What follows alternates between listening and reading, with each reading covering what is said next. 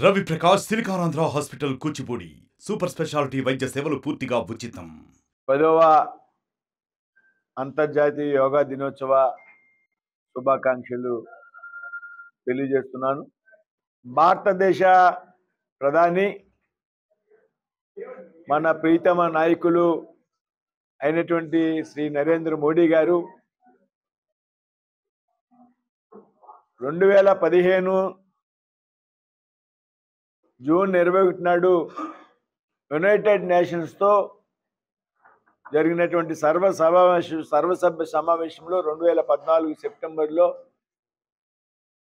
యోగా యొక్క ప్రాముఖ్యతను వివరించి జూన్ 21ని యోగా దినోత్సవంగా ప్రకటించే విధంగా కృషి చేసినటువంటి వ్యక్తి ప్రధానమంత్రి నరేంద్ర మోడీ. ఆ విధంగా 2014 జూన్ 21వ తారీఖున మొదటి అంతర్జాతీయ యోగా దినోత్సవం జరగడం, 2024 జూన్ 21వ తారీఖున 10వ అంతర్జాతీయ యోగా దినోత్సవం వేడుకుని భారతదేశంలోనే కాదు ప్రపంచంలో దాదాపు 150 దేశాల్లో పెద్ద ఎత్తున నిర్వహిస్తున్నటువంటి దినోత్సవం.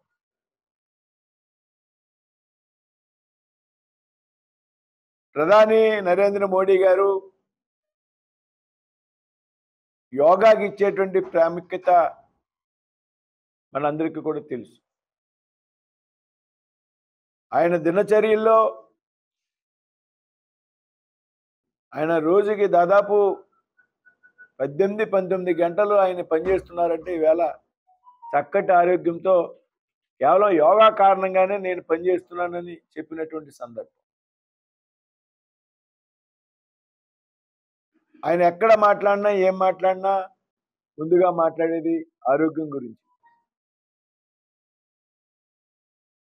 ఈ విధంగా యోగా చేయడం ద్వారా, యోగాన్ని ప్రాక్టీస్ చేయడం కాకుండా మన చుట్టుపక్కల ఉన్నటువంటి వ్యక్తుల్ని ఎడ్యుకేట్ చేయడం ద్వారా, యోగా యొక్క ప్రాముఖ్యతను వివరించడం ద్వారా ముఖ్యంగా ఈ తరంలో ఉన్నటువంటి విద్యార్థులు కానీ యువకులు కానీ యోగా పట్ల ఆకర్షితులయ్యే విధంగా మనం అంతా కూడా ప్రయత్నం చేయాలి అని ఆయన తరచూ చెప్తూ ఉంటారు.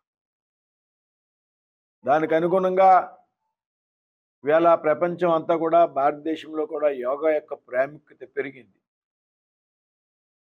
కాబట్టి రాబోయేటువంటి రోజుల్లో మనం అంతా కూడా మోడీ గారి పిలుపు ఏదైతే ఉందో యోగా సాధన ద్వారా మన యొక్క మానసిక ప్రశాంతత పొందేటువంటి అవకాశం, శరీర దారిద్ర్యాన్ని పెంచుకునేటువంటి అవకాశం, అదేవిధంగా రోగ నిరోధక శక్తి పెరిగేటువంటి అవకాశం. ఏదైతే మన శరీరానికి, మనసుకి, మెదడుకి ఉన్నటువంటి కనెక్టివిటీ చక్కగా పనిచేయడం ద్వారా మనలో మేధో సంపత్తి కూడా పెంపొందబడేటువంటి అవకాశం యోగాలో ఉన్నది. కాబట్టి మనంతా కూడా రాబోయే రోజుల్లో పెద్ద ఎత్తున యోగాన్ని అభ్యసించడం ద్వారా మన యొక్క ఆరోగ్యాన్ని కాపాడుకోవడమే కాకుండా అనేక అవలక్షణాలని మనం నుంచి జయించేటువంటి అవకాశం ఉంది. కాబట్టి ప్రధానమంత్రి పిలుపుని మనంతా కూడా పాటించాలనేటువంటి విషయాన్ని మీ ముందు ఉంచుతూ ఉన్నాం. ఏదైతే భారతదేశం సంస్కృతి సాంప్రదాయాలతో పాటు అతి పురాతనమైనటువంటి ప్రాచీనమైనటువంటి యోగా విద్య ఏది ఉన్నదో ప్రపంచానికి పరిచయం చేసినటువంటి వ్యక్తి మన ప్రీతమ ప్రధాని నరేంద్ర మోడీ గారు అనేటువంటి విషయాన్ని మనం అంతా కూడా గమనించాలి. ఏదైతే 2014లో ఆయన బాధ్యత స్వీకరించాక 2014 సెప్టెంబర్లో యునైటెడ్ నేషన్స్ లో సెప్టెంబర్ నెలలో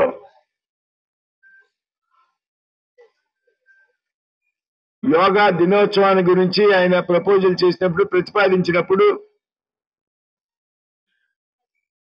జూన్ 21ని యోగా దినోత్సవంగా ఐక్యరాజ్య సమితి యునైటెడ్ నేషన్స్ ప్రకటించడమే కాకుండా దాదాపు ఆ సంవత్సరం 177 దేశాల్లో, ప్రపంచంలో 177 దేశాల్లో యోగా దినోత్సవం అత్యంత ఘనంగా నిర్వహించబడింది అనేటువంటి విషయం భారతదేశానికి అత్యంత ప్రతిష్టాకరమైనటువంటి విషయం. కొన్ని మిలియన్ల కొద్ది ప్రజలు ఆవేళ ప్రపంచం అంతా కూడా యోగా కార్యక్రమంలో పాల్గొనడం జరిగింది.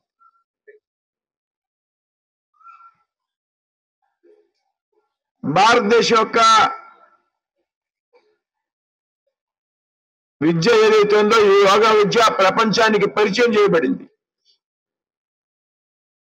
ఆనాటి నుండి ఈనాటి వరకు కూడా కేవలం మన దేశంలోనే కాకుండా ప్రపంచ దేశాల్లో యోగా దినోత్సవం పెద్ద ఎత్తున నిర్వహించబడతా ఉంది.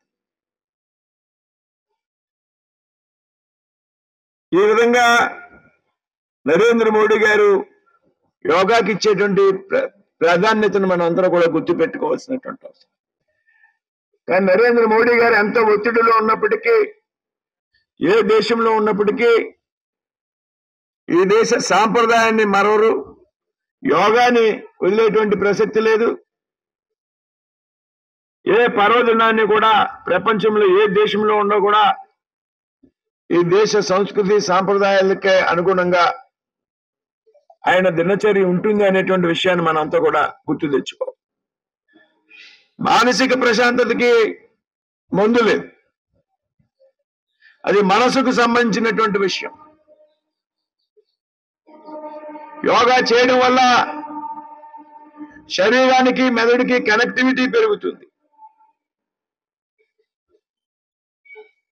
మానసిక ప్రశాంతత, చక్కటి శరీర దారుఢ్యం, ఆరోగ్యం సంరక్షించబడుతుంది, చక్కగా రోగ నిరోధక శక్తి పెరుగుతుంది. డాక్టర్స్ వద్దకు హాస్పిటల్ చుట్టూరు తిరగాల్సినటువంటి పని ఉండదు. కానీ దీనికోసం మనం రోజు కనీసం ఉదయం అరగంట సమయం కేటాయిస్తే చాలు అనేటువంటి విషయం మనం గుర్తుపెట్టుకోవాలి. మరిన్ని వీడియోస్ కోసం ఛానల్ ని సబ్స్క్రైబ్ చేయండి, లేటెస్ట్ అప్డేట్స్ కోసం వాట్సాప్ ఛానల్ ని ఫాలో చేయండి అండ్ లింక్ డిస్క్రిప్షన్ లో ఉంది.